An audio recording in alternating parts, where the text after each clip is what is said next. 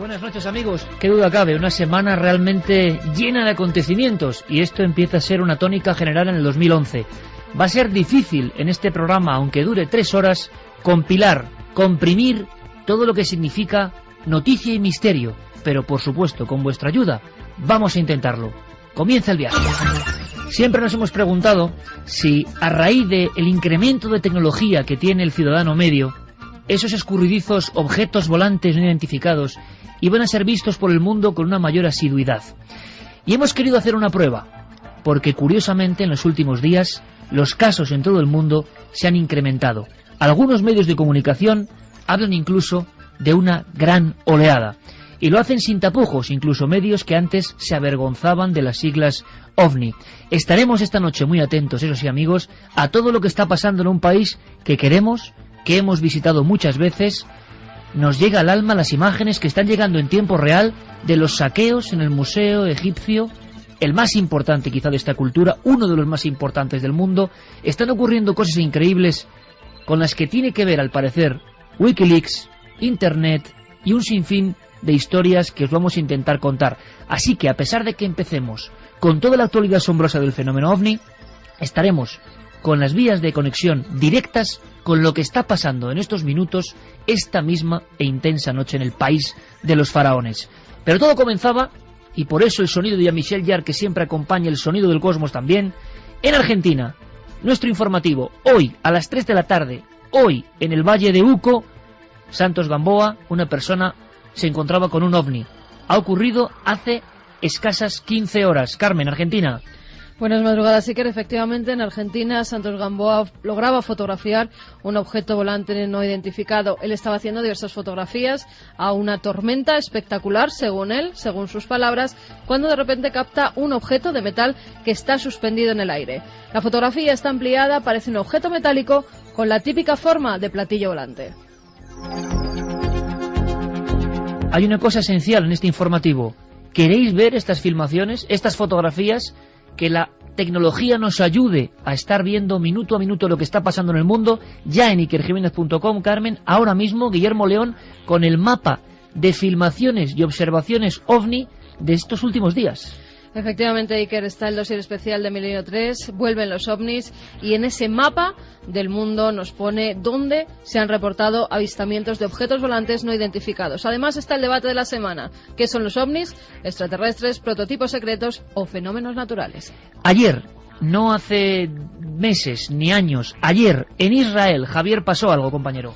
Efectivamente, ayer un videoaficionado grabó en Jerusalén, desde uno de los miradores más típicos, más clásicos, sobre los que uno tiene unas vistas maravillosas de la ciudad santa de Jerusalén y del Monte Moria, un objeto, una esfera en plena noche que comenzó a bajar sobre la ciudad, se quedó estática, flotando en los límites de las luces del centro urbano y dejó, estupefactos a todos los que lo vieran. Y el mundo interconectado, 26 de enero, estamos hablando de esta misma semana. Nos vamos a Chile. Santiago Camacho, buenas noches, compañero. Buenas noches, Iker. Termas del Flaco, concretamente. Cristian González iba conduciendo su camioneta, su pick-up, cuando observa un objeto zigzagueante en el cielo. Se baja automáticamente del automóvil y toma unas espectaculares fotografías, ya que él piensa que no es una nave conocida, no es ni un avión ni un helicóptero. En esas fotografías vemos la furgoneta, vemos el objeto y, según él, era algo que volaba muy rápido y no hacía ningún ruido.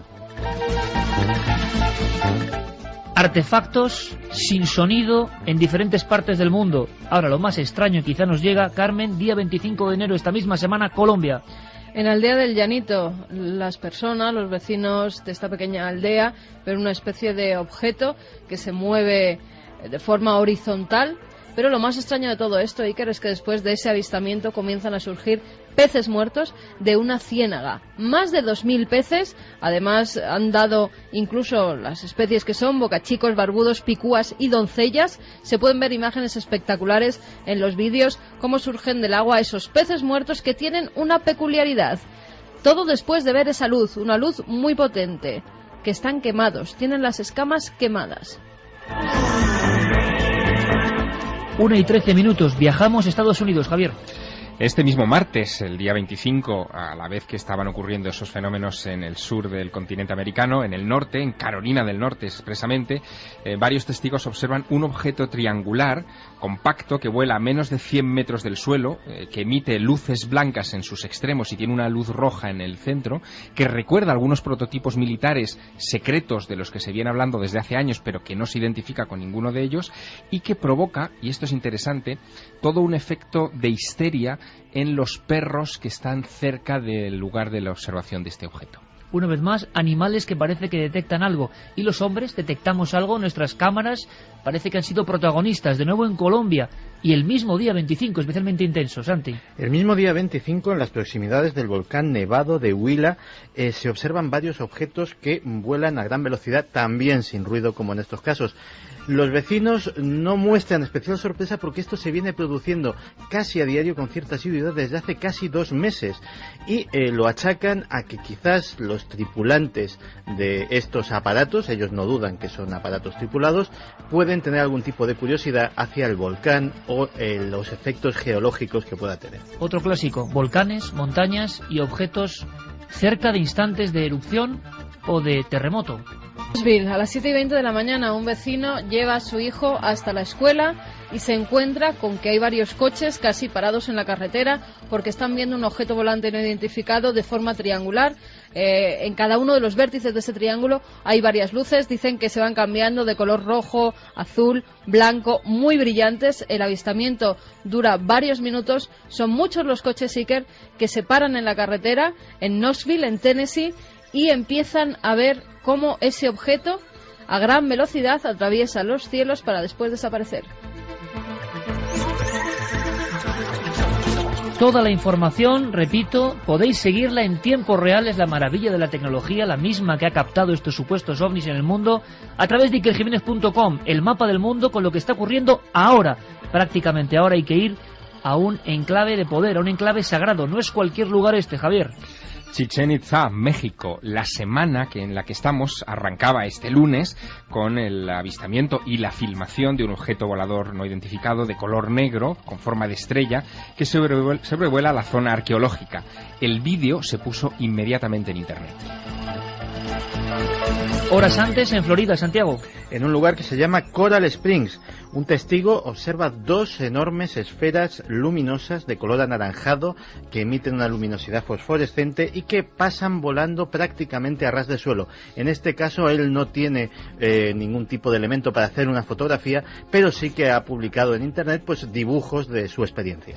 Algo de lo más extraño en toda esta semana. Hacía tiempo que no se hablaba de ellos y nos ha sorprendido que aparezcan en un lugar tan remoto, tan lejos del mítico Reino Unido. Algo ha ocurrido en Indonesia. En la localidad de Krasakan, una figura geométrica de más de 70 metros de diámetro aparece en un cultivo de arroz. Está cerca del monte Suru, que es desde donde se realizan las fotografías de este gigantesco dibujo geométrico, donde se ve un círculo grande, 2 círculos más pequeños dentro de él y justo en medio un triángulo. Además, lo relacionan los vecinos con objetos volantes no identificados. Vamos de nuevo a Estados Unidos, Javier. Pues el pasado domingo, el día 23 de enero, en La Porte, Texas, se observa un objeto que rompe todos los moldes de lo que nosotros tenemos inventariado como platillos volantes. Se trata de un objeto con forma de lágrima, con una especie de alas hacia atrás, que tiene 3 luces de gran intensidad en la parte delantera, de color naranja, y 2 luces a cada lado, también muy extrañas, y que es visto en pleno día, a las 11 de la mañana, por infinidad de testigos. Los ovnis no son solo nocturnos, evidentemente. Muchos de los casos de esta semana han tenido lugar en pleno día. Cámaras, fotografías y como si ahora tuviésemos aquí el teléfono rojo, Estados Unidos y Moscú, vamos a la antigua Europa del telón de acero. 18 de enero, Moscú, Carmen. En Moscú, una filmación, un objeto con forma de rombo. Se puede ver perfectamente, es muy brillante. Incluso la filmación, que dura larga, es bastante larga, dura casi 1 minuto. Se puede ver cómo ese rombo va variando en sus formas, llega incluso a aparecer una peonza, tiene como un pico al fondo, arriba pueden verse incluso una especie de ventanillas. Es muy característico, Iker. Además, fueron cientos las personas que pudieron ver cómo ese objeto volante hacía zigzag en el cielo de Moscú y después parecía que se apagaba, como si apagaran una luz o se apagaran el televisor, así lo describían los testigos. Sí que es cierto que va variando de formas. No se sabe si es muy bien por el zoom, en algunas ocasiones se ve que esas luces se van moviendo por el zoom, pero sí que es una forma romboidal perfecta, Iker, que acaba convirtiéndose en peonza. Y podríamos contar muchísimos casos más. Esto ha pasado en una semana. Podríamos terminar también como caso impresionante en el Reino Unido. Todos tienen algo gráfico, todos tienen filmaciones, fotografías, elementos que han deteriorado el campo, los animales. ¿Qué está pasando?, se pregunta la gente, y nosotros preguntamos a los oyentes de Milenio 3, ¿qué está pasando? Reino Unido para rematar, Javier. Pues una filmación que nuestros oyentes no pueden perderse y que deberían consultar inmediatamente en la página web. En Dudley, en el Reino Unido, un oficial de seguridad llamado Glenn Richards, de 33 años, está fumando un cigarrillo en el jardín de su casa y ve de repente a las 8 menos cuarto de la tarde un triángulo compacto con luces parpadeantes que comienza a dar vueltas sobre su casa. Se asusta, pero entra dentro del domicilio, avisa a su hija pequeña y a su sobrino, que en esos momentos lo acompañan.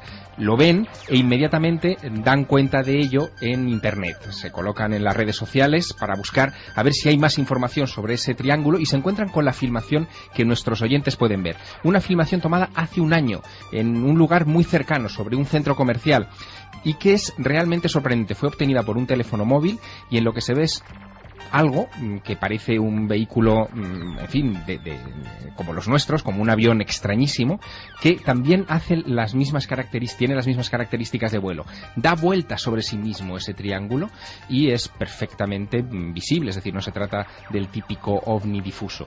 Algo, desde luego, está sucediendo en los cielos de Dudley y allí han bautizado a este fenómeno como el Triángulo Dorito de Dudley, porque recuerda a los famosos snacks Doritos, ¿no? 1:21, lanzábamos 3 posibilidades que siguen siendo las 3 grandes preguntas para este misterio que tenga antiquísimo. Paciencia, se ha vuelto a colapsar. IkerJiménez.com nos informan, porque claro, es tanta la gente que está viendo la información de ese dossier especial sobre los ovnis que nos han visitado desde principios de año hasta hoy mismo, Iker. Guillermo León está preparando todo absolutamente al minuto para que, bueno, nuestra propuesta es esa. Si tenemos tantas posibilidades de escrutar el mundo, si tenemos tantas formas de escanear lo que es cada milímetro casi del planeta Tierra, estos objetos tan escurridizos llamados ovnis, que siempre parece que llegan de puntillas y se marchan de la forma más extraña, ¿serán captados de forma masiva? Hemos hecho el experimento y creo que lo hemos hecho en la semana más intensa de los últimos años. Algo debe estar ocurriendo. Las formas, las efigies de alguna forma de este misterio nos dejan sorprendidos.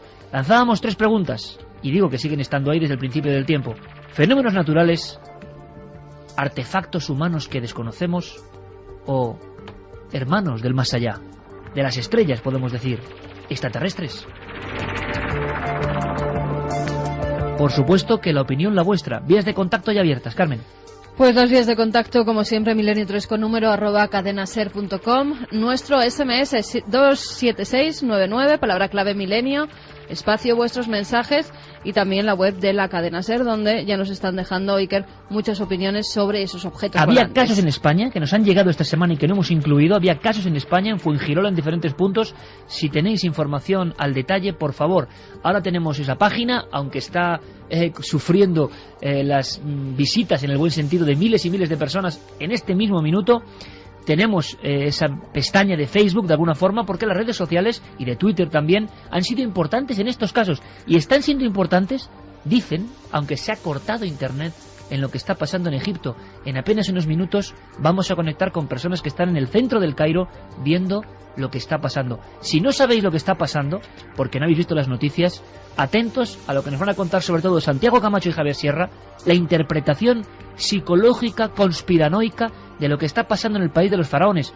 Solo os adelanto una cosa: a estas mismas horas hay personas dándose la mano espontáneamente, que han sacado cuchillos y que están defendiendo las pirámides, que se han puesto delante de las pirámides porque temen que la propia gente ataque a las pirámides. Destrozos importantes en estatuillas con 4000 años en el Museo de Egipto. En fin, hay que contarlo todo con detalle, pero ahora, enseguida, vamos a viajar a Colombia, porque lo de los peces quemados yo creo que hay que observarlo con lupa. Nunca antes veces habías estado tan cerca de lo desconocido.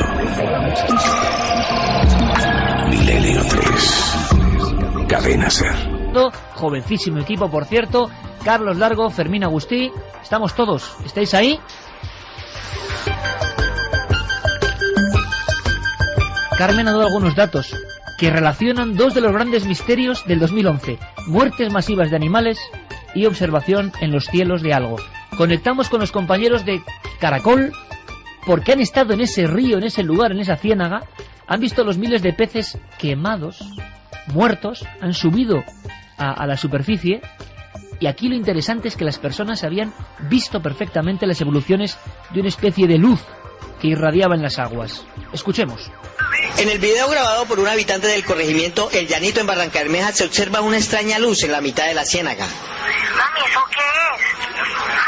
¿Eso qué es? Mayra Pedrosa, otra habitante del Llanito, también observó la luz. Primero ya un ruido que un zumbido pero enorme. Ya después se le quitó el ruido y empezó la luz. Iluminó. La misma luz fue vista por otros habitantes que al día siguiente quedaron sorprendidos cuando salieron como todos los días a pescar y observaron una mortandad de peces justo en el sitio donde se había posado la misteriosa luz. Se viene muriendo primero los peces lisos, que son el bagre, blanquillo, lo que son el barbudo, la raya. Funcionarios de la Secretaría de Medio Ambiente de Barrancabermeja visitaron la ciénaga con el fin de encontrar una explicación a la mortandad de peces, pero no hallaron nada. No se encontró ni objetos, ni residuos de algún choque, nada en absoluto. No se observó ni siquiera a nivel organoléptico, se observó ni aceite, ni combustible, nada sobre la superficie del agua que pudiéramos llegar a pensar que se trataba de algún área de combustión, algún objeto que haya caído, ¿no? Noticias Caracol habló con la Corporación Autónoma de Santander, quien señaló que en los próximos días enviará una comisión especial para esclarecer este hecho. Mucho nos tememos que esas comisiones especiales al final acaban prácticamente en nada. Pocos casos parecidos que yo sepa, que yo recuerde, con animales quemados en el agua de esta forma. ¿Vuestra opinión, compañeros? Pues estamos ante uno de esos casos que yo creo que deben pasar a los anales y a los libros de la investigación, porque en muy pocas ocasiones, como tú muy bien dices, se ha podido relacionar la mortandad, sobre todo de peces, con la aparición de un objeto sobre un lago. Lo interesante es que la filmación a la que hacía referencia esta crónica era una filmación nocturna. Lo que se observa solamente es una esfera luminosa que parece que vuela de manera rectilínea sobre el perfil, intuimos, de la laguna.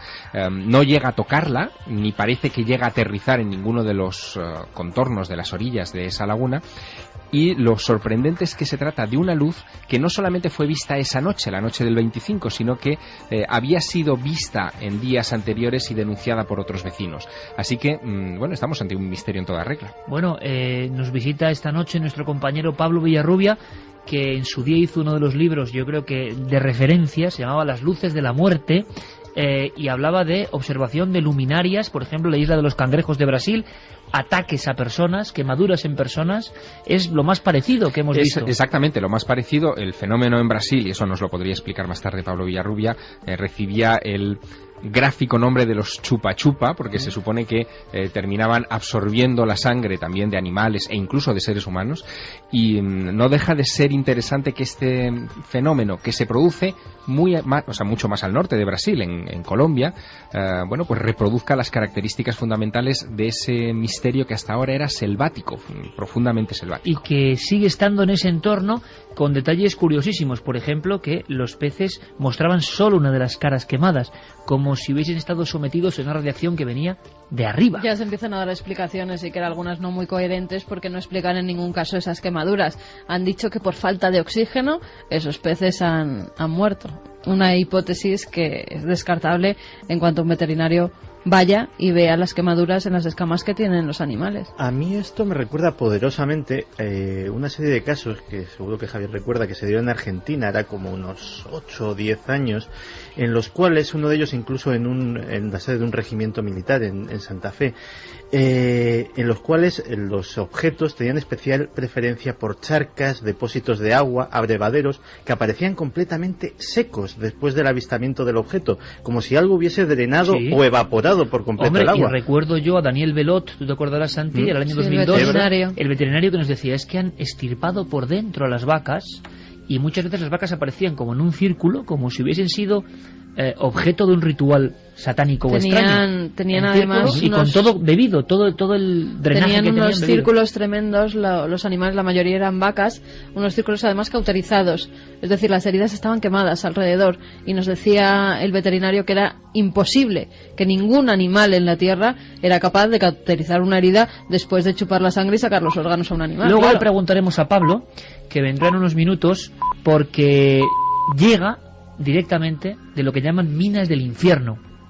Allí rinden culto a un demonio, el Supai, y nos lo va a contar con sonidos, pero estamos también en esa franja de América tan afectada por estos últimos sucesos. Y hay más, Javier, es que hay más. Hay muchísimos. De hecho, podríamos, por poner una fecha de inicio de la oleada, pero que es una fecha absolutamente provisional, podríamos decir que todo esto arranca pues prácticamente en plenas fiestas navideñas. En concreto, el 1 de enero ya se estaban produciendo... ¿Te has dado cuenta de que coincide todo esto con las muertes masivas de animales? Efectivamente, el 1 de enero ya un grupo de turistas que estaban sobrevolando un lugar que a ti te encanta, que son las pistas de Nazca, logran fotografiar... también, ¿no? Claro, hombre, imagínate. Logran fotografiar una especie de botón extraño, con la típica característica de las viejas fotos de platillos volantes, que todavía no ha recibido una explicación. Pero es que al día siguiente se produce algo todavía más interesante. Hay que viajar a Chile, a Victoria, 4 horas antes de que se produjera un terremoto que apareció en todos los informativos de 7,2 en la escala Richter y que, en fin, asoló parte del sur del país sin provocar ninguna víctima. Pues 4 horas antes de ese seísmo se observó un objeto volante no identificado. Parece que hubo avistamientos también a posteriori, y lo curioso de este asunto es que han seguido produciéndose movimientos sísmicos en Chile y han seguido produciéndose observaciones. Quiero que escuchemos a Raúl Núñez. Él es el delegado en Chile del Instituto de Investigaciones y Estudios Exobiológicos, que se dedica a investigar este tipo de cuestiones, y nos habla de ese último caso. Esta misma semana hemos tenido una controversia debido a que el domingo 23 cayó un meteorito, que está filmado ya que es un meteorito, pero a las 2 horas después, personas que estaban en un matrimonio en la zona del Olenco, a 25 kilómetros al interior de Angol, vieron un objeto que estuvo paralizado encima de la casa donde se hacía este matrimonio 20 minutos. Lo curioso de todo esto es que hay por lo menos más de 20 testigos, y del objeto salió una pequeña esfera, la cual se alejó del lugar, y a este objeto lo acompañaban 2 o 3 objetos más. Ese día, en la mañana, habían habido 2 remesones muy fuertes de grado 2 y 3 en la zona. Una vez más, Javier, la relación que algunos incluso creen científica, de movimiento de placas o no, pero entre seísmos y objetos volantes no identificados. Sí, se ha hablado en muchas ocasiones de piezoelectricidad, es decir, que el movimiento sísmico de las placas tectónicas, el hecho de que rocen, por ejemplo, superficies pétreas de granito, puede hacer que aparezcan esferas luminosas eléctricas, es decir, de formación natural. El problema está en la duración de esos fenómenos, que suele ser pues de muy pocos segundos, y aquí estamos hablando de observaciones que se dilatan mucho más en el tiempo. Oye, en Argentina, creo que ni más ni menos que en el Rally Dakar, en un rally, han pasado cosas como ocurrió hace mucho tiempo. Se habló, tú recordarás algunas viejas fotos en viejos libros, valga redundancia, de algunos coches participantes en rally sudamericanos que aseguraban que en mitad de la ruta, en una de esas etapas nocturnas, en mitad de zonas desérticas, se habían encontrado con objetos, presencias, y habían sentido casi como un viejo Citroën Tiburón salía, eran observados o elevados. Todo eso quedó en leyenda o no, pero curiosamente ahora se ha repetido la circunstancia, un rally de prestigio y ovnis. Bueno, aquí, si esto se confirma que es una oleada, y bueno, tiene el aspecto de serlo, hay 2 características fundamentales. Una, que la enorme mayoría de los casos, la gran mayoría de los casos, se está concentrando en el cono suramericano. Hay, por supuesto, en Norteamérica, hay en Europa, hay alguno en Asia, pero sobre todo en el cono suramericano. Y la otra característica es que, claro, todos estos casos no son solamente informes de testigos, vienen acompañados por imágenes. Exacto. Todos llevamos encima, en nuestros días, una cámara de vídeo y una cámara fotográfica en el móvil, y eso hace que la profusión de documentos gráficos a este respecto sea abrumadora. Es lo que ha sucedido en Argentina. El Día de Reyes, el Rally Dakar 2011, que hace el trayecto ahora entre Argentina y Chile, acercándose a la localidad de Victoria, en Entre Ríos, provoca mucha expectación. Hay mucha gente con sus cámaras de fotos, y una muchacha que lleva una cámara digital, toma varias secuencias al paso de un camión MAN, el número 804 de la carrera, y encima de ese camión observa una mancha perfectamente definida como una lentejita que tiene las características clásicas del platillo volante. Las imágenes se pueden ver en nuestra página web, en ikerjimenez.com, pero lo que sorprende de este asunto es cómo se ha dado a conocer esta imagen y por qué ha saltado a los medios de comunicación. Mira, hemos hablado con Fabio Junco, que es corresponsal en Argentina de la cadena SER, y allí nos habla de cómo ha sido ese proceso de la divulgación de la imagen y el papel que han jugado las redes sociales. Esto fue inmediatamente subido a los portales de internet de la provincia y luego ya pasó a nivel nacional en distintos diarios de Argentina, que solamente por lo de la, digamos, inmediatez periodística de la competencia Dakar no podía dejar de estar, pero del que no ha habido demasiadas precisiones. Solamente de que esta joven la subió primero en su web, en su Facebook, y luego directamente han sido publicadas en diarios nacionales. Una semana más tarde, en el mismo rally, el día 13 de enero, a su paso por San Juan, en Chile, una universitaria de 19 años, Andrea Cáceres, fotografía otra vez objetos extraños cerca del Cerro Villicum. Fue a las 3:30 de la tarde. Estamos hablando de avistamientos diurnos, que también es una característica rara en el fenómeno. Como sabemos, la mayor parte de las fotografías y de testigos que hablan de este tipo de observaciones suelen referirse a luces por la noche. Aquí estamos hablando de objetos vistos a la luz del día y que también inmediatamente encuentran eco en la prensa, en este caso chilena, gracias a la publicación de esas imágenes en las redes sociales. Es curioso porque esa zona de la Tierra, precisamente los desiertos que separan Chile de Argentina, que, bueno, conocemos perfectamente y hemos rondado por ellos, me estoy imaginando, no sé por qué, me estoy imaginando esas figuras gigantescas, enormes, de las llanuras, de las planicies chilenas, esa figura que grabaron, quién sabe si hace más de 1000 o 1200 años, y lo llamaron el gigante de Atacama. Otros lo llaman ahora el extraterrestre, el dios coronado, 121 metros de alto, y quién sabe si ahora mismo, esta misma noche, están sus ojos cuadrados siendo testigo de cosas que parecen incomprensibles. Rápidamente conectaremos en breve con Egipto, repetimos, porque están pasando demasiadas cosas. Santi, es curioso, ahora me lo cuentas, las redes sociales e Internet, protagonista en la difusión del fenómeno ovni ahora mismo. Vuelven los ovnis, dice Guillermo Mero en su trabajo, y nosotros lanzábamos una encuesta que no sé cómo va, pero va a ser interesante en el 2011. ¿Qué piensa la gente de este misterio?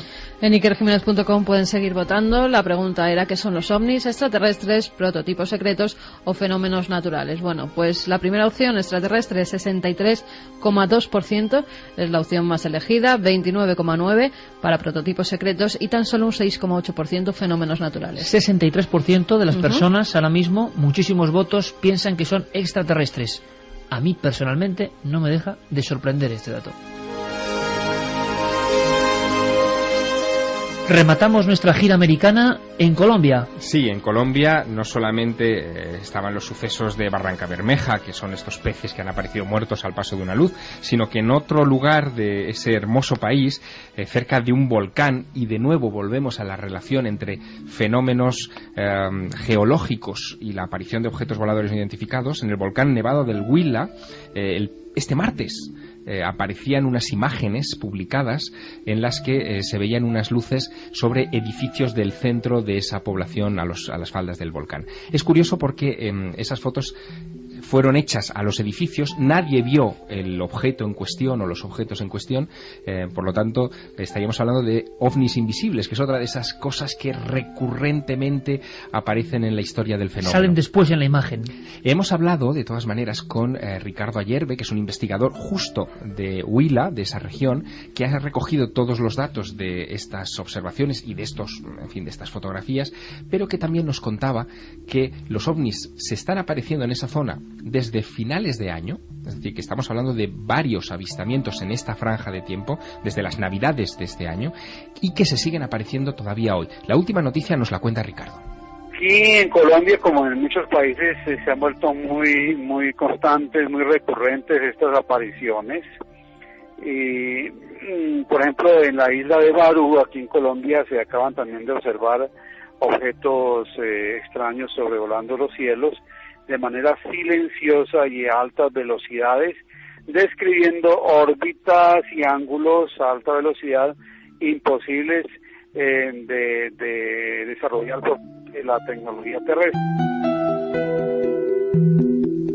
Hubo un caso hace muchos años, claro, todo esto es actualidad y a veces coinciden anécdotas personales y parecemos aquí, Javier, un poco síndrome de abuelo cebolleta, pero tú recuerdas que junto a Enrique de Vicente se nos reventó una furgoneta junto a Villacarlos Paz hace unos 12 o 13 años. Sí, cómo no voy a recordar. ¿Te acuerdas de aquel viaje? Claro. Y nos quedamos, Javier y yo, asombrados porque justo el lugar donde se había reventado la Travis, como decía Enrique, en aquel instante, en mitad de la nada, nos dejó.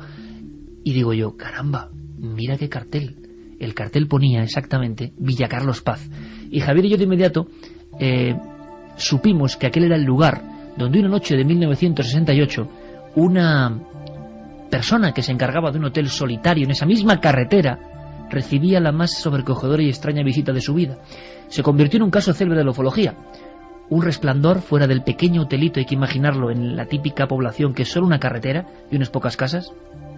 Y lo que dijo María Elodia Pretzel, que era aquella muchacha, joven y muy guapa, es que de pronto, en mitad del resplandor, en el umbral de la pared, hay que imaginarse el umbral de la puerta, apareció un ser, un individuo, que tenía un traje muy ceñido, muy entallado, y una misteriosa sonrisa, y se iba aproximando, iba entrando como un turista más, con una especie de esfera en la mano, una esfera que proyectaba diferentes haces de luz. La sonrisa de aquel hombre extraño, en plena madrugada, dejó helada a María Elodia Pretzel, pero es la última imagen que tiene, los destellos de aquella bola. Después, un tiempo perdido, y el padre de María Elodia, bajando con un cuchillo, solo a tiempo de ver en aquella carretera ese extraño resplandor que se marchaba. Pues los ovnis, en una especie de bucle romántico, han vuelto exactamente a ese lugar, Carmen, a Villacarlos Paz. El día 8 de enero de este año 2011, cerca de Cerro Uritorco, además, un vecino que se identifica como Alberto logra captar unas imágenes con su videocámara. Si se ve además la imagen parada, porque han sacado fotografías de esa filmación, tiene la forma de platillo volante perfecta, lo tenemos aquí. Que se ha repetido en muchas ocasiones, oscuro, en pleno día, y filmaciones puede haber 20 o 30 en estos últimos días. Dura muy pocos segundos la filmación, pero se puede ver cómo ese objeto va atravesando el cielo de forma totalmente horizontal y en un momento dado desaparece. Incluso se pueden escuchar las voces de las personas que lo están grabando. ¿Dónde está? ¿Dónde está? No hay nubes, no se puede meter por detrás de ningún monte, se ve perfectamente la filmación, que es cielo abierto, y ese objeto desaparece ante sus ojos. Muchas personas decían, cada vez tenemos más posibilidades de grabar, de filmar, de fotografiar, y muchos sonriendo decían, ¿y dónde están los ovnis?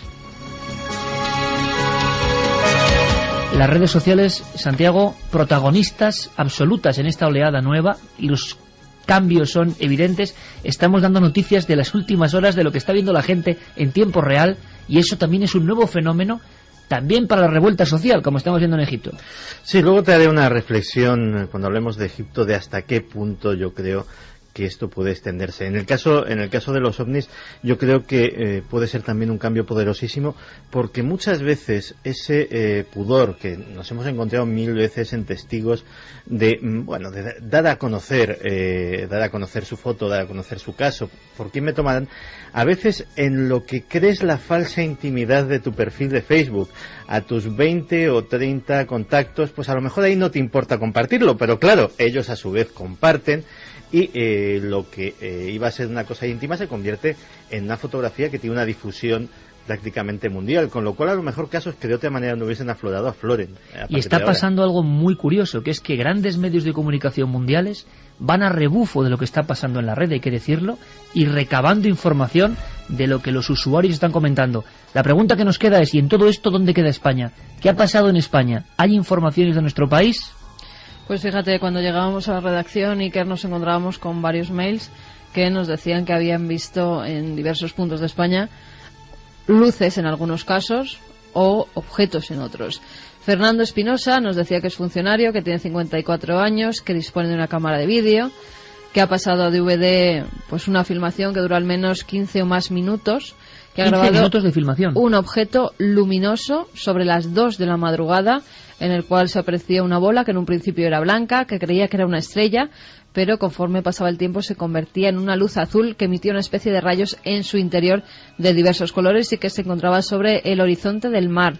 La grabación es desde mi balcón, un segundo piso, y se puede observar los edificios próximos, y que dicho objeto se movía tanto en vertical como en horizontal para finalmente desaparecer. Por supuesto que estamos abiertos. Dice que nos la manda sin ningún problema. Hay un detalle muy interesante, es que nosotros nunca informamos de qué va a ser nuestro programa, y estos mensajes estaban en los ordenadores a lo largo de la semana de la cadena SER, sin saber evidentemente que estaba produciéndose una oleada en el resto de países. Cerca de Torrelavega también se ha grabado a las 8:07 de la mañana de hace 3 días una esfera luminosa de un color blanco muy brillante. Decía que sabe la hora exacta porque estaba escuchando a nuestro compañero, a Carles Francino, y que entonces había dado esa información de qué hora era hacía pocos minutos. Atravesaba el cielo esa esfera luminosa que no pudo ver más por culpa de los árboles. Y para que os hagáis idea de su tamaño, si la luna fuese una moneda de 5 céntimos, su diámetro era como la moneda de 1 céntimo. O sea, mucho más pequeña. Pude verla a través del parabrisas delantero de mi coche y os aseguro que la velocidad era considerable. Cerca de Torrelavega. Sí.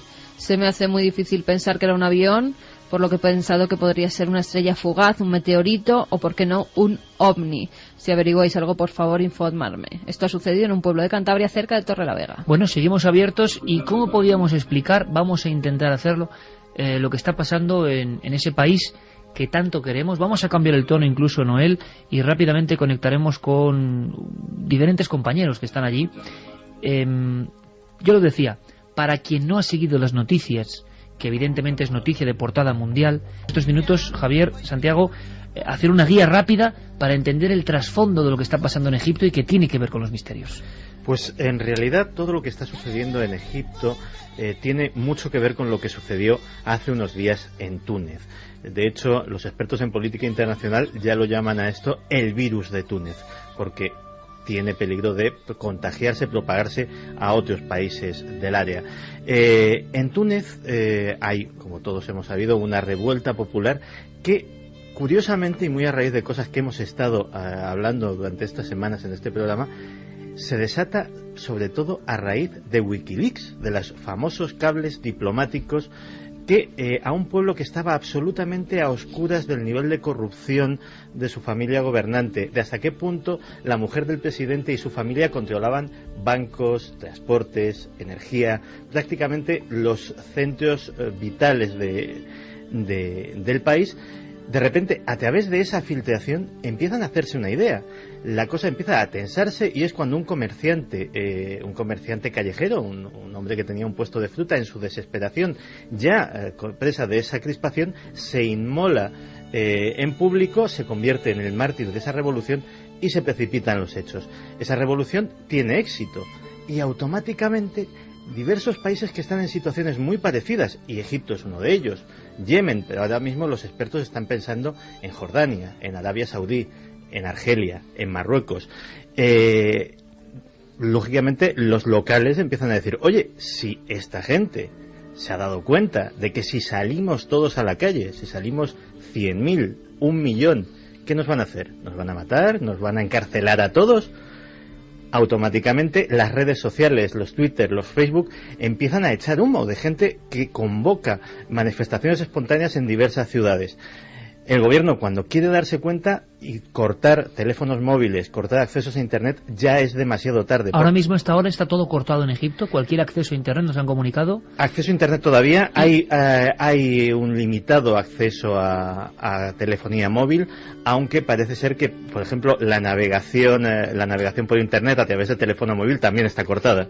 Santi, por los datos que nos van llegando, ha habido una serie de presos que se han escapado de la cárcel y han matado al director. Ha habido unas refriegas tremendas en los últimos minutos. Hay como una sensación de descontrol absoluto, temor en las propias personas egipcias de que ataquen algunos de los tesoros que ellos consideran parte de su patrimonio. Ahora hablaremos de eso. Y Wikileaks, que ya informaba, esto sí que me ha dejado de piedra, Santi ha accedido directamente a los informes.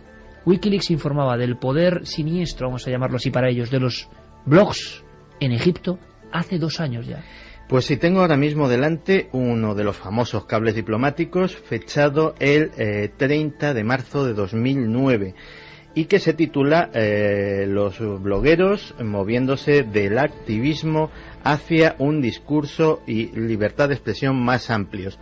Y en un análisis que hace el embajador a Washington, muy certero, pues dice cómo los blogueros egipcios tienen cada vez más poder, como hay 160.000 personas en Egipto que tienen un blog, que es un dato importante, como de esos 160.000, prácticamente el 40% son blogs de contenido político, como de ese 40%, la práctica totalidad son muy críticos con el régimen de Hosni Mubarak, y que realmente alerta este embajador visionario de que eso podía dar lugar a un movimiento social que se saliera de Internet y que pudiera convertirse en una oposición como Dios manda, por decirlo en plata. Por supuesto que hablaremos de lo que está pasando ahora mismo en el epicentro del Museo Egipcio, y Nacho Ares ya está haciendo prácticamente el recuento de las piezas. Hay escenas, ¿verdad, Carmen?, que nos han llegado de algunas estatuillas importantes, figuras que todos hemos visto, que solo quedan los pies. Sí, o sea, que han sido y dos momias, rebanadas, que no sabemos todavía cuáles son, que están dañadas, pero sí, al parecer hay decenas de figuras que han sido rotas. Nos decían desde Egipto que bueno, que no parece muy grave, que podrán restaurarse, pero que sí que es cierto que han sufrido daños que dentro. ¿Quiénes y fíjate, han sido? Decían las noticias ahora que estaban temiendo que el fuego que se ha producido en el centro del Cairo llegue las llamas hasta el museo, porque está bastante cerquita, no pueden contener ese incendio, y lo que está pidiendo Zahi Hawass desde las televisiones egipcias es que por favor que manden a todo el ejército. Ahora. Está pasando ahora, Iker. Está pasando ahora, y entonces minuto a minuto vamos a seguir lo que ocurra y conectaremos con compañeros. Javier, tú has hablado, me parece tremendo el término en ocasión, un poco el síndrome de los faraones. Sí, lo he comentado un poco en petit comité porque creo que podría estar detrás de lo que está ocurriendo en estos momentos y de la revuelta social que estamos viviendo, ¿no? Tiene que ver con lo siguiente. Si tú te fijas en la historia reciente de Egipto, cada vez que uno de los presidentes se ha intentado perpetuar o ha intentado colocar a un delfín o a un hijo o ha hablado de la sucesión tratando de definirla, el pueblo se ha levantado o ha habido algún tipo de revolución o de atentado, de magnicidio. No hay más que recordar, por ejemplo, al presidente Sadat, pero lo que está ocurriendo ahora es justo también eso. Desde hace ya 3 años al menos, Hosni Mubarak viene hablando insistentemente de su sucesión con su hijo, y aquí es donde parece que ha llegado al tope la paciencia también de la población, porque no quiere volver a tener algo dinástico pendiendo sobre ellos. No quieren otra vez a los faraones, no quieren esa gente dominándoles durante tanto tiempo. La gran pregunta es por qué han atacado, y has hablado, Javier, con especialistas, eso es, en concreto conservadores de momias del Museo Egipcio. Creo que es un material increíble. Primero, ¿quiénes han sido? Por aquí está ya la conspiración, Santi. ¿Qué clase de personas han burlado las normas de seguridad y se han metido a romper los tesoros de los egipcios? Sus propios tesoros. Esto es muy extraño, porque si hay un pueblo consciente del valor que tienen las antigüedades para ellos, para su economía, para su desarrollo, en fin, para lo que son, es el pueblo egipcio. El pueblo egipcio es uno de los pueblos, tú lo conoces también bien, Iker, más considerados con la antigüedad del mundo y más admiradores de su legado que existen. De hecho, se enfadan cuando escuchan teorías al respecto de que si las pirámides las construyeron los extraterrestres, porque ellos creen que fueron sus antepasados y se enorgullecen de ello, fueron los que la levantaron. Lo curioso es que, fíjate, ha habido una reacción muy singular en torno al Museo Egipcio del Cairo. La está viendo ahora gente que patrulla alrededor del museo, civiles, para impedir que saqueadores entren dentro de sus instalaciones y las roben. Un momento, Javier, porque están llegando imágenes en este momento, en este minuto. Esto es la intercomunicación total. Te escuchamos con mucha atención, pero Carmen, están llegando nuevas imágenes del interior del museo. ¿Qué se puede ver? ¿Qué podemos contar al público? Pues podemos ver a soldados armados hasta los dientes. Llevan, además, con intención, yo creo que de disparar si se encuentran a alguien, las escopetas. Estoy viendo ahora mismo cráneos por el suelo. Sí, estoy viendo también figurillas, vitrinas rotas, algunas de las piezas las típicas vitrinas del Museo del Cairo. Destrozadas, sí. Claro. Mira, el barco típico que había en una de las salas, el barco egipcio, además, si os acordáis, con las estatuillas que iban encima, destrozado por completo, y los militares intentando ver si hay alguien que todavía está en el interior. Ahí está, mira, una estatuilla rota completamente. Carmen, nosotros hemos conseguido hablar hace unos minutos, justo antes de empezar el programa, con Mohamed Osman, que es uno de los conservadores de esas momias que estamos viendo en imágenes destrozadas en el suelo. Y Mohamed Osman, que trabaja para el Museo del Cairo, que todos los días pasea por esos pasillos increíbles, nos estaba contando que la situación está muy mal. Vamos a escucharlo.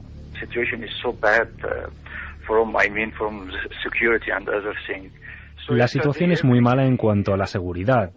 Ayer por la tarde 9 personas interrumpieron e intentaron atacar el museo para robar algunas piezas, pero solo provocaron algunos daños en algunas piezas de madera y algunas antiguas momias. Pero por suerte las Fuerzas Armadas entraron y los arrestaron a todos.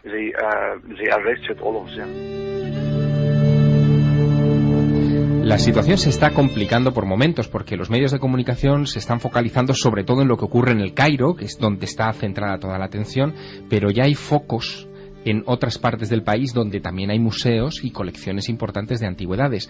Por suerte hemos tenido la fortuna de tener línea con Egipto y lograr comunicarnos... Es un milagro, es un milagro en estos momentos, sí, y lograr comunicarnos con Miriam Seco, que es arqueóloga, que ha estado excavando en busca de Tumosis III en las dunas egipcias, y ella nos contaba que sí, que la situación mala es la del Cairo, pero que esos otros focos están abiertos. La escuchamos.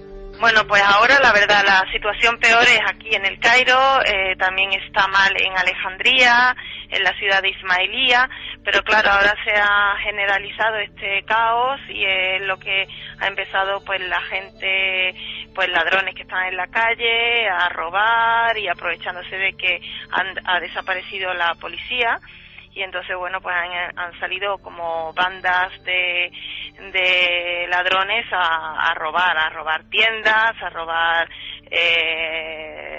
casas, a robar todo lo que pillan, ¿no?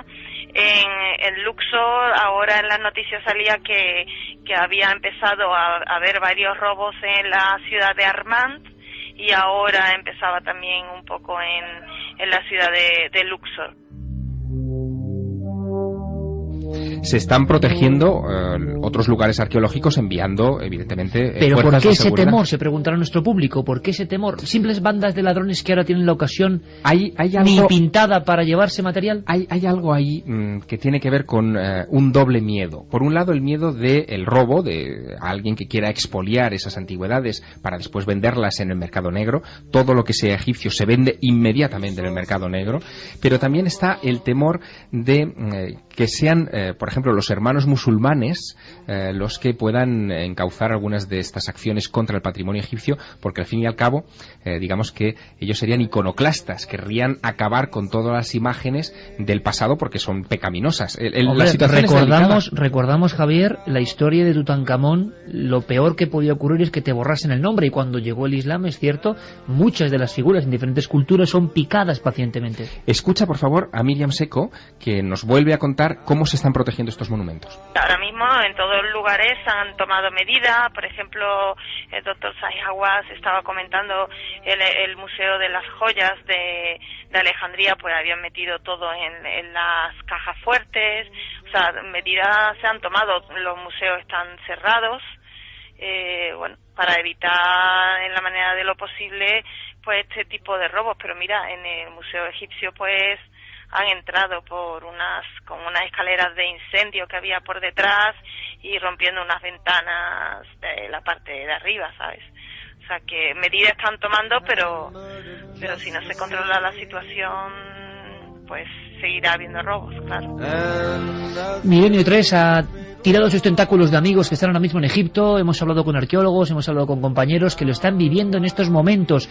La última hora, y nuestros compañeros de informativos, por supuesto, nos darán noticias de lo que está pasando ahora mismo, es que miles de turistas intentan salir del país. Y no pueden, Iker, se han suspendido los vuelos. Vamos a ver si a las 8 de la mañana se levanta ese estado de sitio que tienen ahora mismo en el aeropuerto, y algunas compañías, por lo menos europeas y estadounidenses, empiezan a fletar vuelos porque hay mucha gente intentando salir del país. Y sobre todo esas comitivas que buscan qué, y gente, ahora, la última noticia es defendiendo la máscara de alguna forma de Tutankamón, decían algunos periódicos norteamericanos. Santi, conspiración, se habla de ello, sí, ¿no? Sí, y lo profundizaremos en un segundo. Pues ahora todas las noticias de nuestros compañeros, atentos a lo que ocurre en Egipto, volvemos en apenas 5 minutos.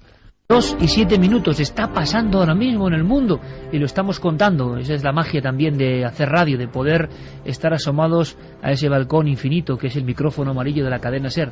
Desde el estudio central, para todo el mundo, información que no deja de ser misteriosa, porque se están moviendo muchas cosas. Escuchábamos ahora mismo, es curiosa la hilazón con los compañeros de informativos y lo agradecemos porque esto al final son noticias. Está pasando, lo estamos contando. Santi, última hora en Gabón, nuevas revueltas. Algo está pasando y no es para preocuparse, que me parece que sí, ¿no? No, es para preocuparse, y sobre todo los que más tienen que preocuparse posiblemente son los regímenes no democráticos.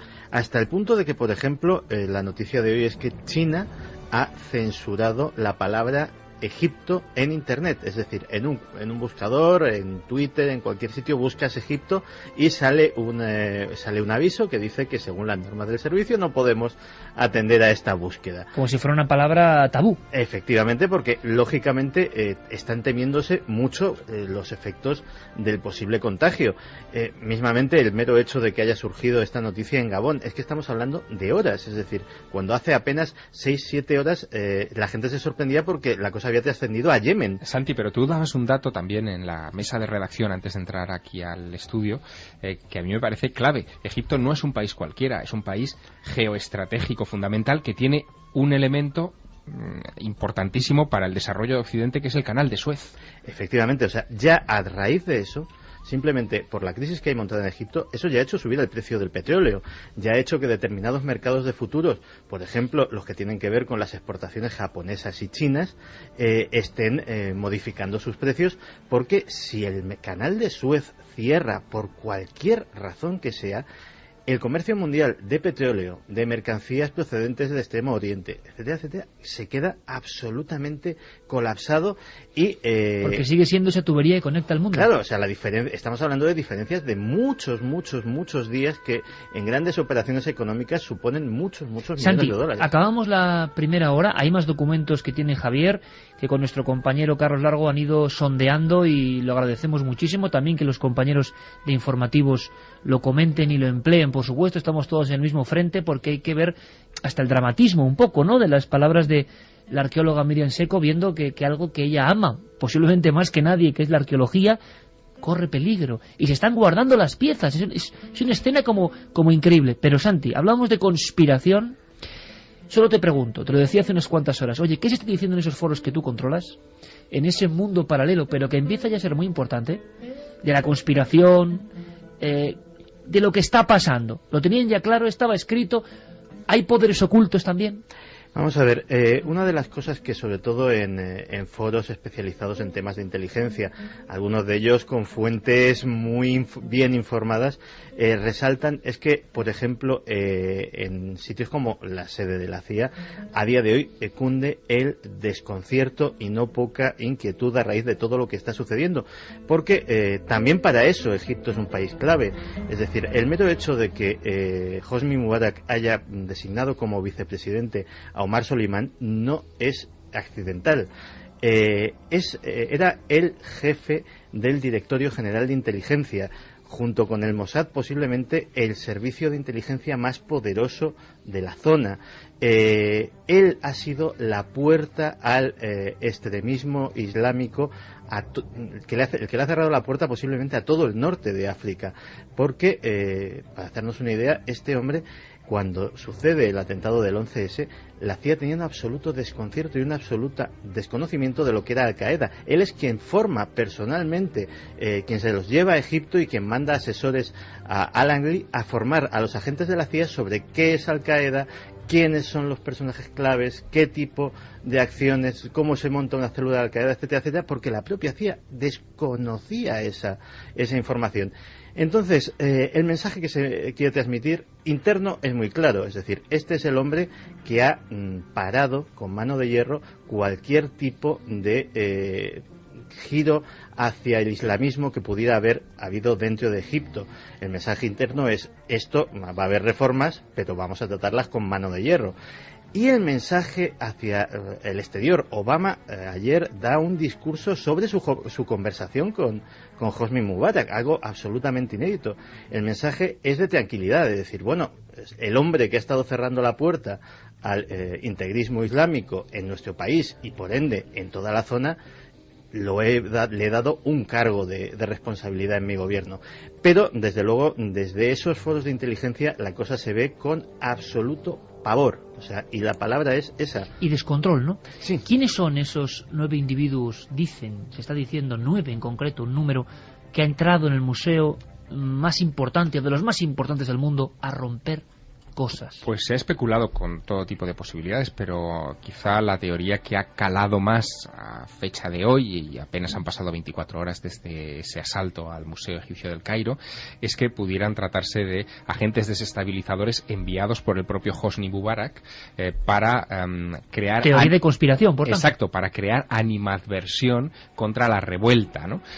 Bueno, esto tiene cierto sentido, y fíjate, es curioso porque si 9 individuos entran y campan durante un tiempo a sus anchas por el Museo del Cairo, en realidad lo que han ido a romper es un material, entiéndaseme bien, dentro de su valor histórico incalculable, pero un material menor. No se han dirigido a las vitrinas, por ejemplo, del primer piso donde se encuentra el tesoro de Tutankamón, que son piezas de oro mayoritariamente, y no han roto ninguna de esas piezas emblemáticas.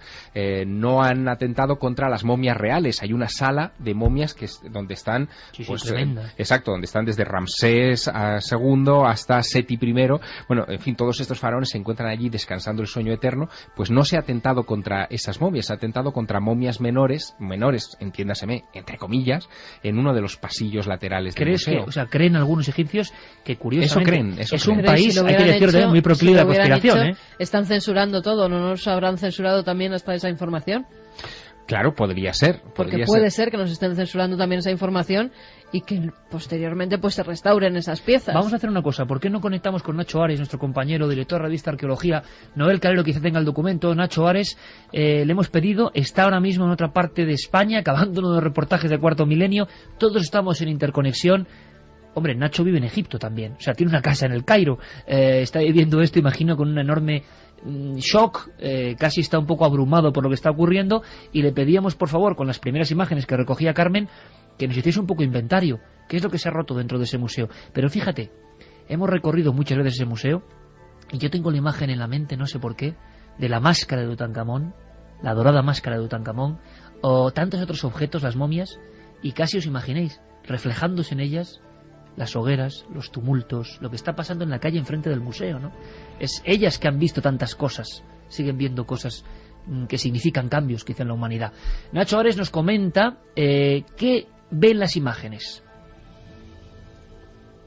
Hombre, yo no creía que se iba a llegar a este punto. O sea, yo recuerdo que en el día de ayer, el viernes, cuando toda la problemática suscitada por la reclamación de mejoras políticas llevó a la gente a la calle, bueno, pues veía, y también hablando con amigos de allí, comentaban que la situación era tensa, y sobre todo el mayor problema es que se acercaban al Museo del Cairo, donde pared con pared, en la parte de la biblioteca del museo, está uno de los edificios del gobierno que ha ardido totalmente, lo hemos visto en las imágenes de televisión, y que eso pudiera dañar al propio museo, ¿no? Por las imágenes que he podido ver en televisión, la mayor parte de los daños se han realizado en la primera planta del museo, en concreto en una de las salas en donde hay objetos del Imperio Medio, más o menos hacia el 2000 antes de nuestra era. Hemos podido ver, bueno, pues algunas pequeñas estatuillas y sobre todo modelos, mejor dicho, de barcas que eran identificadas con ese viaje imaginario a la zona de Abidos, y que, bueno, pues han roto los cristales que las cubrían y, bueno, los deterioros son aparentemente, bueno, pues por lo menos recuperables, ¿no? En el sentido de que las piezas, no voy a decir que sean menores, pero tampoco se pueden comparar con otros grandes tesoros que hay en el museo. Y luego, pues, destrozos del tipo al haber roto los cristales de las vitrinas, pues daños a otras piezas como estatuillas hemos visto de algunos oficiales o personajes importantes, pero todas del mismo periodo, más o menos del Imperio Medio hacia el 2000 a.C. Figurillas con 4.000 años, ahí queda eso, que están siendo rotas. También es extraño, ¿no? Alguien que ha hecho ahí dentro vandalismo, o rompe todo o roba, pero es una amalgama como simbólica un poco curiosa. También opina nuestro público, por supuesto. Vías de contacto, Carmen, repetimos, y también la encuesta. 27699, palabra clave milenio, espacio vuestros mensajes, milenio3 con número, @cadenaser.com y www.cadenaser.com. Vamos a ver cómo va la encuesta en ikerjiménez.com. Debate de la semana, ¿qué son los ovnis, extraterrestres, prototipos secretos o fenómenos naturales? Bueno, pues no tiene límite. Extraterrestres, 65,5%. 28,3 prototipos y fenómenos naturales, tan solo un 6,2. ¿Qué opina el público de lo que está pasando ahora mismo en, hay que decirlo, cuna de la civilización mediterránea también, Egipto? Pues mira, Mesías nos dice lo de los países árabes es solo el principio, se extenderá a todo el mundo y sucederá lo que está escrito. Hay muchos mensajes un tanto apocalípticos. Madre mía. Enrique de Aranjuez, la principal fuente de ingresos de Egipto es el turismo. Si lo destruyen todo, ¿qué será del país? Según Al Jazeera, hay un grupo muy cercano del museo intentando entrar. Los militares están disparando. Imágenes ahora mismo de Al Jazeera Online. Yo estoy en Al Jazeera Online, llevamos consultando la página mucho tiempo, por lo menos estas imágenes no han salido todavía, nos lo decía Germán David. Yihad, alguien que firma así, nos dice la biblioteca de Alejandría ardió, todas las reliquias egipcias arderán también y después llegará la Guerra Santa y el Islam imperará en el mundo. Claro, con todo esto el inconsciente colectivo también tiene sus respuestas, en fin, que cada uno...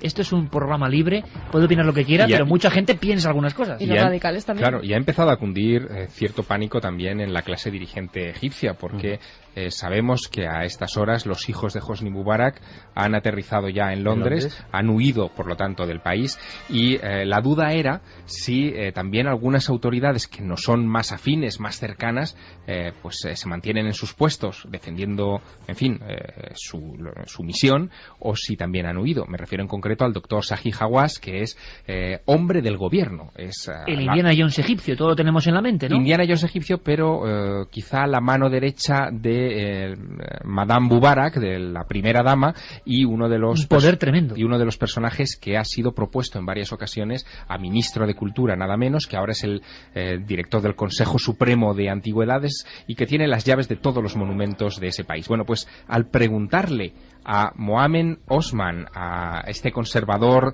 de momias del Museo del Cairo con el que hemos hablado, si el doctor Hawass sigue en su puesto, nos decía esto. No, Zahi Hawass está todavía en el país y apareció en televisión. Está todavía aquí. Apareció en televisión para explicar la situación del museo y esta tarde estuvo allí y habló para los medios. Y también el director del museo. No. Está todavía en Egipto.